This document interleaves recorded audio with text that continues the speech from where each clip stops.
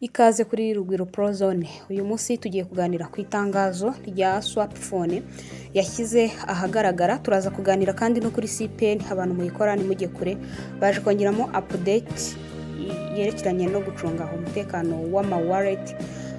Ndaza kuza kukwereka uko biri gukorwa, ntago bigoye cyane. Kuri Swapfone batangaje kuri X yabo, batangaje ko bagiye kongeramo ibice bibiri, ariko byose bizatangira mu kwezi kwa 10. Ahangaha bazaba bongeyemo igice cy'uko umuntu ukoresha iyi app ya Swapfone, ni kuvuga ngo nyine ubundi iyi app dufite ya Swapfone ubu none aha turi kuyikoresha igikorwa kimwe cyo kumayininga USDS nka token nyine ya Swapfone, kubera ko Swapfone ni exchanger nkuko nabibabwiye, hanyuma tukaba turi kumayininga token ya USDS yabo. Ubakakanye niwo mumaro wonyine turi gukora, koreramo na convert cyangwa se transaction ku bantu kuri Swapfone nta kibazo, ariko nta bindi bintu birimo. Abahagarariye Swapfone rero bicaye barabireba basanga ari ngombwa kongeramo indi update ijyanye nuko wabifata mu buryo bwo kugira ngo bagomane abanyamuryango.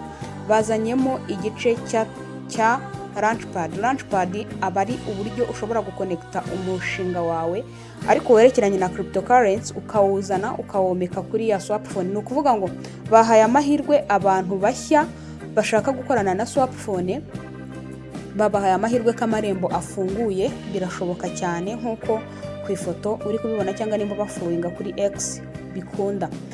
Iki ngiki aba ari igikorwa cyo kugira ngo babandi bashya bazamuka babashe kwibonamo iyi update. Ndumva y'icyambere aricyo baba bagamije.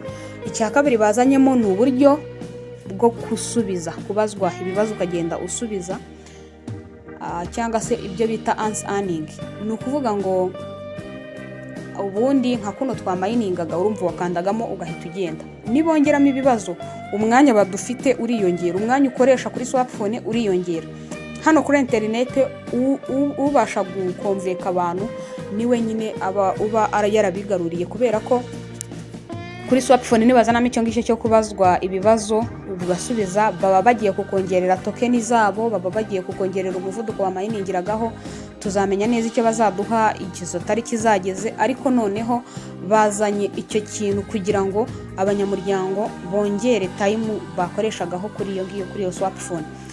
Uzaza ubazwa ibibazo, nugisubiza neza baguhereza ama token. Bavuze ko byose ari mu kwezi kwa 10. Nimba warankurikiye muri videwo meruka gusohora, nakubwiye ko mwiteganya ko ku itariki ya mbere z'ukwezi kwa 10 iyi Swapfone izahita listinga igatanga amafaranga. Mwabibonye ko updatinze hakiri kare cyane kugira ngo bitazabatungura ko imishinga ya Swapfone igikomeje.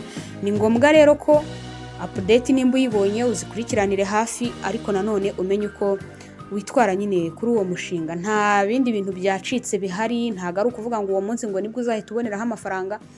Bashobora kuzahagarika mining, ahubwo bagahita basubukura ikindi kintu, kuko nabasomeye muri white paper yabo ko harimo n'uburyo bwa staking. Bashobora kongeramo ibindi bintu bigiye bitandukanye, ariko ntago ari amafaranga ari ukuvuga ngo uzahita uyabona najya ku isoko, kuko hari niziza zikatubeshya. Byose tubikora rero mu gateganyo. Hanyuma kuri Swapfone hari ntarahava, ari abantu mu mayininga. Hari umuntu wanyandikiye kuri WhatsApp arambwira ati se kuriya tumayininga ukaba wazihinduramo payi, ziba zifite agaciro koko nka ka payi?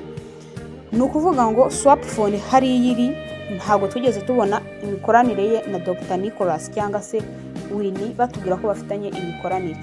Ashobora kubikora as designer nkuko umuntu ashobora kudesigninga ikintu ariko atari ya payi ya nyayo. Ibyo ngibyo bisobanuke, ntukajye ubona ziri ufitemo hariya ngo uvuge ngo ni payi. Ziriya token zawe zizanganya agaciro nuko USDS iramutse igiye ku isoko amafaranga baba bayishyizeho. Nizere ko byumvikanye. Abantu mukoresha Cpen Network ugiye kuza ukande hano kuri search, maze numara gusearchinga ukande hano kuri Cpen. Numara gukanda kuri Cpen uyikandeho urebe niba udakeneye kuyupdatinga. Nusanga ukeneye kuyupdatinga, bazanye version nshya, kubera ko bahita banabikwereka muri Play Store iyo ufitemo wowe igihe imaze. Nk'ubu ngubu version turi gukoreraho yasohotse ejo ku itariki 23.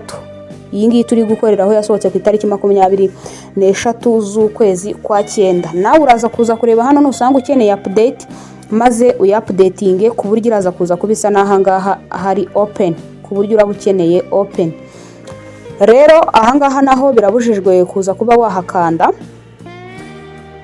Ibi ngibi babikoreye iki? Ntabwo hajya hazamo update hatari ikintu gishyashya bongeyemo mu mushinga. Bisobanuye ko hari ibintu bongeyemo, nibyo ngiye kukwereka. Ubwo nyine turakanda hano kuri open, kuko ngiwe narindi muri app. Reka mbe nsubiye inyuma kugira ngo tugendane. Ahangaha niho duca tugiye kumayininga izi ink. Tumayiningira hano, iyi button iramutse isa nk'icyatsi nka orange ushobora kuba wakongera ukamayininga cyangwa se ugategereza ikaba start. Ibyo tumayininga bijya aha, tumayininga hizi ku isaha, amasaha bara count down amanuka. Iyo udaherukamo urabona ko nk'ahangaha nari naratinze kumayininga. Abantu bari gukora mayiningi none aha ni 11 ariko twatumiye 31. Hanyuma rero kuri Swapfone hari itangazo rigira riti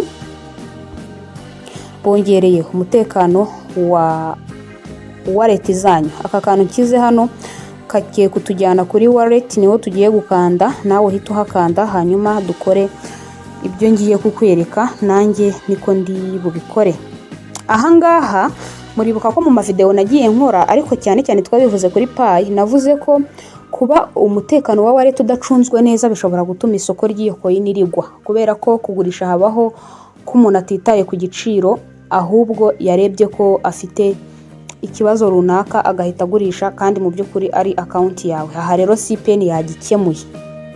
Ahangaha harimo update zigera kuri 2. Uraza kuza gukanda kwa aka kajisho kari hano, aka kantu. Numara kugakandaho urebe neza ko iyi wallet iri hano isa neza n'iyawe yo muri wallet. Ubwo uraba ubigereranya. Nushaka ubanza iyi copy ugenda uzipestinga hano zose kuri WhatsApp, urebe ko zisa. Nusanga zidasa urakanda hano kuri remove, ukurikiza amabwiriza nk'uko cyagihe nabikweretse. Numara gukanda hano kuri remove ushyiremo ya indi ya nyayo. Ahangaha nimara kugeramo ubona ariyo, ubwo ngubwo uraza kuza gukurikizaho icyo tugiye gukora. Ahangaha bazanyemo uburyo bwo kuvuga ngo urokinge wallet yawe. Ahangaha bari kukubwira ngo lock your wallet to prevent authorized changes. Lockinga wallet yawe kugira ngo wirinde. Mu by'ukuri baba babikoreye ba bantu binjiramo gutyo gusa atafite uburenganzira. Hari ukuntu umuntu ashobora kuba yarakwinjiriye muri account yawe ariko adafite email yawe. Hano online email ni umutungo ukomeye cyane, niyo ibiri mu kazi. Aha rero ugiye guhita ukora iki? Aha hari button ya lock wallet nkuko uri kuyibona ahangaha. Ubwo no kugira ngo bazatwoherereze izi ngizi zi inki kuri address. Iyi lock twarayikoze. Wowe wibuke neza ko nakubwiye ko nusanga ahangaha nukanda hano ugasanga iyi address siyo wakiriyeho ziriya coin za mbere za Cpen izo baduhaye, uhite ukanda hano kuri copy, uyijyana uyipestinga ahantu. Wongere ukande kuri copy yo muri Trust Wallet cyangwa MetaMask, uyipestinga ahantu urebe niba zisa. Nusanga zidasa ukore remove, hanyuma nusoza urahita uyisanga kuri iyi page natwe turiho ya lock. Hano rero kuri lock uraza kuza gukanda ahangaha. Hano barete bakubwira ko byamaze kuba successful. Bambwiye ko bohereje code kuri email. Urategereza cyangwa se ujye muri email nyirizina, maze ya code uze kuza kuyipestinga ahangaha. Uraza kuza kuyinjiza ahangaha. Nurangiza uhita lockinga wallet yawe. Iyo utabonye iyo code uhita wongera ugasaba indi. Nk'ubu ngubu iminota baguhaye, amasegonda baguhaye hano aramutse agushiranye, uhita wemererwa gusaba indi hano kuri resend. Ubundi bamara kuyiguha ugahita ukanda hano kuri verify, akazu kabura karangije neza cyane. Nukuvuga ngo reka nongere wenda nsaba kandi gakode turebe. Nk'uko uri kubibona hano ni message nyine ije. Ubwo code ni iyi mibare. Uraza ugakanda gutya ukayikorera copy hano, ugahita usubira inyuma muri Cpen wihuta, aha ugahita uza ukayipestinga mwaha, uhita uyikandaho, then ugahita ukanda kuri iyi button ya verify, bigahita byemera. Uba ahangaha wamaze kubikora.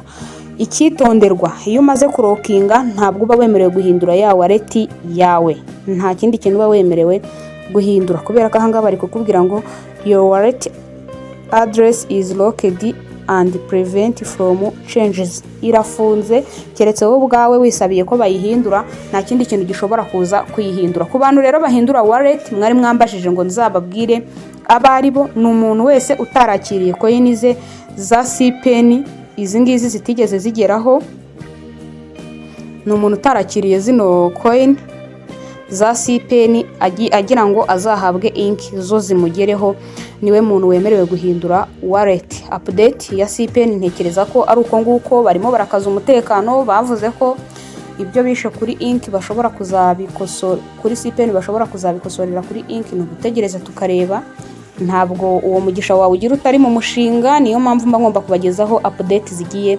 zitandukanye. Dufite group WhatsApp ducishamo ama update tutiriwe tuza hano kuri YouTube, ni ngombwa kutujoininga urebye muri video description cyangwa se muri comment ya mbere. Twaplodinga buri munsi saa 12:05, keretse iyo bibaye ngombwa hakaza update ebyiri ku munsi, nta kibazo nazo turazibaha, ariko cyane cyane twaplodinga buri munsi mu gitondo saa 12. Niyo mpamvu ugomba kuba warakanze subscribe, hanyuma tukajya tubana no mu bindi biganiro. Kudukorera share biradufasha cyane, kubera ko bituma tuguma kubaho umuryango mugari w'abantu bakora cryptocurrency. Ikibazo cyangwa igitekerezo ufite gishyire muri comment, nta comment nimwe ntajya nsoma kandi ndanazisubiza. Ikindi ndabibutsa ko ku bantu bakora mining Swapfone Interlink yazanyemo uburyo bwo kuba yabaninga amacoin kwa kundi utinda kujya ku mininga. Bazanyemo uburyo bwo kubaninga amacoin yanyu, urebe neza nimba utari mu bantu bari kubaningirwa amacoin y'ukutinda, nyine harayo bari gukuraho bagatwika. Uru rugendo rwa mining ruba ari rurerure cyane, ariko ibyo nashakaga kukugezaho nibyo ngibyo. Nizere ko bigufashije, hanyuma tujye tubana mu biganiro bigiye bitandukanye. Ndagushimiye, reka nizere ko tuzabana ubutaha. Nawe wihutire gukora secure kuri account yawe, hanyuma utubwire niba nawe iyi update yakugezeho, ubundi tugume tube benshi kandi tugume twunguke ubumenyi muri cryptocurrency. Imana ikurinde.